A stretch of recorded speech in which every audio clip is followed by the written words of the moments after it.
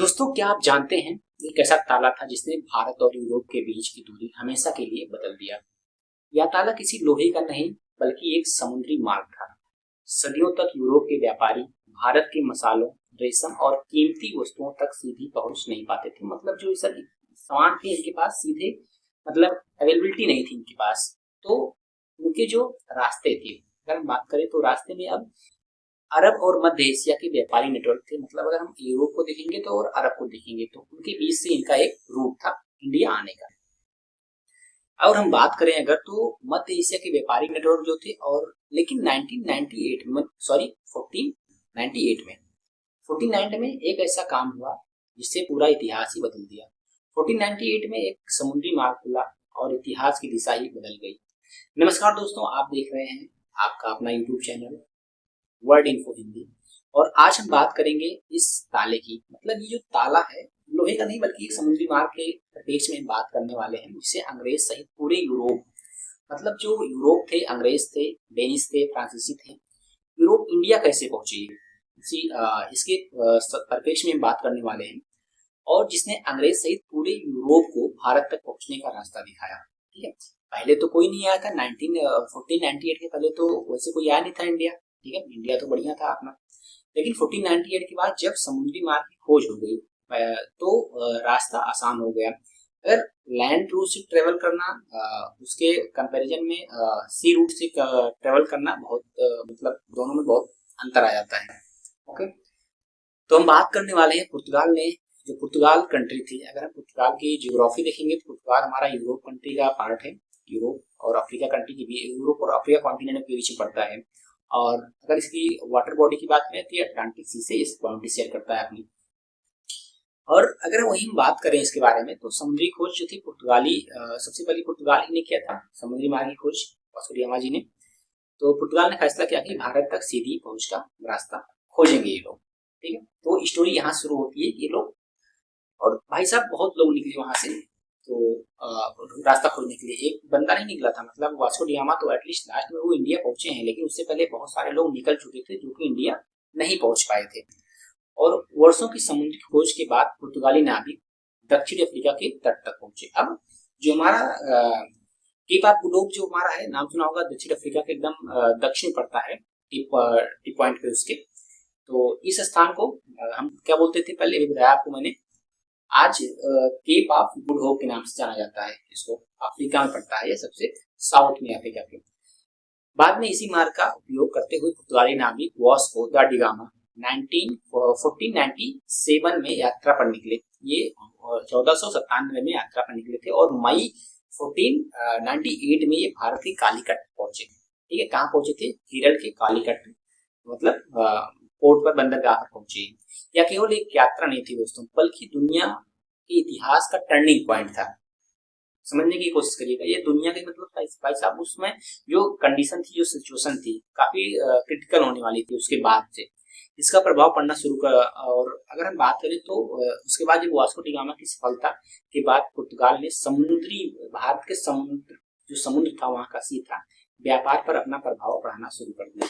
मतलब भाई साहब उनको प्रॉफिट नजर आने लगा इंडिया से ट्रेड करने पर। वहां के जो मसाले थे या और जो चीजें ले जाते थे, प्रचुर मात्रा में उनको मसाले ही ले जाते थे वहां से, इंडिया से।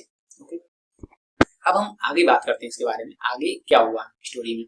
तो सफलता के बाद पुर्तगाली भाई साहब जब इन्होंने भारत की खोज की, उसके बाद ये यहाँ से मसाले ले गए, मसाले वहां से व्यापार मतलब बेचा उन्होंने, उनको 60% ज्यादा प्रॉफिट हुआ, यहाँ से 60 गुना ज्यादा मुनाफा कमाया पुर्तगालियों ने भारत, मतलब यहाँ से, यहाँ जितने में खरीदा था उसका 60% ज्यादा प्रॉफिट हुआ उनको वहां पर। तो दोस्तों अब हम बात करते हैं इनके बारे में। तो इनका जो सिस्टम था पूरा, वास्को पुर्तगालियों का जो सिस्टम था, वो भारत के पर अपना आधिपत्य स्थापित करने का मतलब इनका एक टारगेट बन गया था। वहीं अगर हम बात करें तो इनका जो प्रभाव शुरू हुआ पहले गोवा सहित तटीय क्षेत्र, मतलब गोवा जो अपना है, ठीक है, जो अरब सागर से लगता है गोवा, उससे इन्होंने तटीय क्षेत्र, उसकी उपस्थिति मौजूद हुई। मतलब भाई साहब आपको बता दें कि जो पुर्तगाली थे भाई साहब, ये आए सबसे पहले थे 1498 में ये आ गए थे इंडिया। ठीक है, वास्को डी गामा, लेकिन ये गए सबसे लास्ट में थे। यहाँ से गए भी सबसे लास्ट में थे, जाने वाले सबसे लास्ट में और आने वाले सबसे पहले ही है।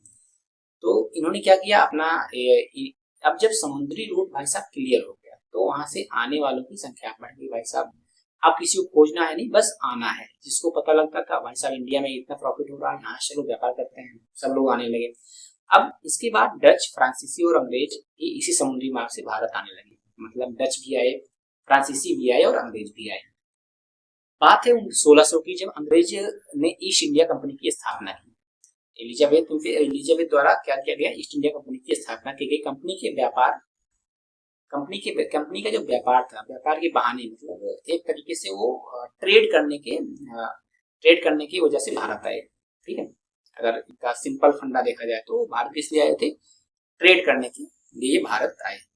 और हुआ ये, लेकिन धीरे धीरे उन्होंने राजनीति मतलब यहाँ का जो पॉलिटिकल हब था, मतलब इंडिया में भाई साहब पॉलिटिक्स बहुत ज्यादा होती है, अभी हो रही है, पहले भी बहुत ज्यादा पॉलिटिक्स होती थी।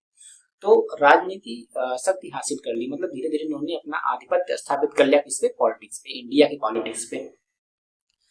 आने वाले वर्षों में यही व्यापारिक कंपनी जो थी भाई साहब भारत के बड़े हिस्से पर शासन करने लगी। मतलब जो ये सब कंपनियां थी, ट्रेड जो कंपनियां थी, मतलब इनका बिजनेस, इनका पहले फंडा था बिजनेस करने का, लेकिन जब इन्होंने देखा इंडिया में भाई साहब ऐसा कुछ है, इस पर ये इनका यहाँ की जो पॉलिटिक्स है, पॉलिटिक्स में इन लोगों में कोई मतलब यूनिटी नहीं है, तो इनमें हम इंटरफेरेंस कर सकते हैं। तो इंटरफेयर करने के बाद इन्होंने अपनी पॉलिटिक्स वहां पे स्थापित करने की कोशिश की, और एटलीस्ट हो भी गई। धीरे धीरे इन्होंने राजनीतिक क्षेत्र में अपनी शक्ति स्थापित कर ली। किसने, अंग्रेजों ने। जो कंपनी बनी थी ईस्ट इंडिया कंपनी 1600 में। आने वाले वर्षों में व्यापारिक कंपनी ने अपना भारत पर बड़े हिस्से पर शासन करने लगी। अगर यही समुद्री मार्ग ना मिलता दोस्तों, अगर ना होता तो शायद इंडिया कभी मतलब गुलाम भी ना बनता। लेकिन हुआ यही कि उसके बाद पहले पुर्तगाली आए, डच, फ्रांसीसी, अंग्रेज, धीरे धीरे सब लोग आए, तो उन्होंने अपना यहाँ पे आधिपत्य स्थापित किया। इसलिए कहा जाता है कि अफ्रीकी देश जो कि अफ्रीका कॉन्टिनेंट में जितने भी कंट्री हैं, दक्षिणी छोर से लेकर मतलब दक्षिणी छोर से होकर खुलने वाला समुद्री रास्ता ताला था। मतलब भाई साहब जो अफ्रीका तक आ गया, मतलब पुर्तगाल से घूमकर जो अटलांटिक सी से घूमकर जो अफ्रीका के मतलब केप ऑफ गुड होप तक आ गया, उसको इंडिया पहुंचने में आसानी थी। वहां तक लोग पहुंच गए थे, पहुंचे वहां तक कई लोग थे, लेकिन इंडिया सबसे पहले पहुंचा था वास्को डी गामा ही। और वही इसी को हम मतलब लॉक बोलते हैं, सी मतलब लॉक ताला बोलते हैं। ठीक है, जिसे अंग्रेजों सहित यूरोप को भारत तक पहुंचने का मार्ग भी बता दिया था भाई साहब। तो दोस्तों आपको हम बात करिएगा स्टोरी की भाई साहब, ये कोई एक हिस्टोरिक बात थी। मतलब यूरोप जो था, यूरोप कॉन्टिनेंट और अपना जो एशिया कॉन्टिनेंट, ठीक है, एशिया कॉन्टिनेंट का हिस्सा है भारत, और यूरोप जो पुर्तगीज है, जो पुर्तगाल है भाई साहब, वो है यूरोप कॉन्टिनेंट का हिस्सा, एशिया एंड यूरोप। तो दोस्तों वीडियो अच्छी लगी लाइक करिएगा और चैनल को सब्सक्राइब जरूर करिएगा। सो मिलते हैं किसी नेक्स्ट वीडियो में किसी नए टॉपिक के साथ, तब तक के लिए जय हिंद, जय भारत।